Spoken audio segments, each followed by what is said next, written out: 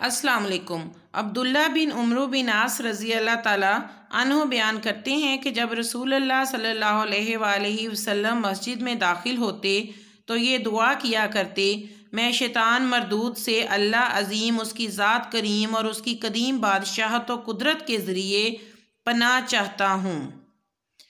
آپ صلی اللہ علیہ وآلہ وسلم نے فرمایا، پس جب کوئی شخص یہ دعا پڑھتا ہے تو شیطان کہتا ہے یہ اب سارا دن مجھ سے محفوظ رہے گا۔ صحیح ابو داؤد۔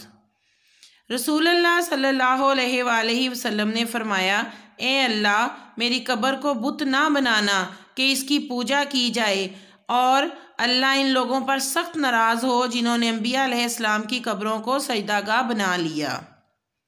ابو ذر بیان کرتے ہیں، میں نے عرض کیا، اللہ کے رسول، روئے زمین پر سب سے پہلے کون سی مسجد تعمیر کی گئی؟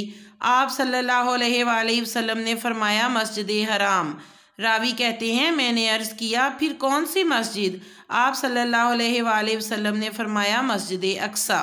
میں نے عرض کیا، ان دونوں کی تعمیر کے درمیان کتنا وقفہ ہے؟ آپ صلی اللہ علیہ وآلہ وسلم نے فرمایا، 40 سال۔ پھر ساری زمین تیرے لیے مسجد ہے، جہاں نماز کا وقت ہو جائے نماز پڑھ لو۔ حدیث نمبر 753۔ ابو ہریرہ رضی اللہ تعالیٰ عنہ بیان کرتے ہیں کہ آپ صلی اللہ علیہ وآلہ وسلم نے فرمایا، تم میں سے کوئی شخص ایک کپڑے میں اس طرح نماز نہ پڑھے کہ اس کے کندھوں پر کوئی چیز نہ ہو۔ عقبہ بن عامر رضی اللہ تعالیٰ عنہ بیان کرتے ہیں کہ رسول اللہ صلی اللہ علیہ وآلہ وسلم کو ایک ریشمی کوٹ تحفے میں دیا گیا تو آپ نے اسے پہن کر نماز پڑھی، پھر نماز سے فارغ ہو کر سخت ناپسندیدگی کے عالم میں اسے اتار دیا اور فرمایا، یہ متقی لوگوں کے شان نہیں۔ حضرت عائشہ رضی اللہ تعالیٰ عنہا بیان کرتی ہیں کہ رسول اللہ صلی اللہ علیہ وآلہ وسلم نے فرمایا، کسی بالغہ عورت کی ننگے سر نماز قبول نہیں ہوتی۔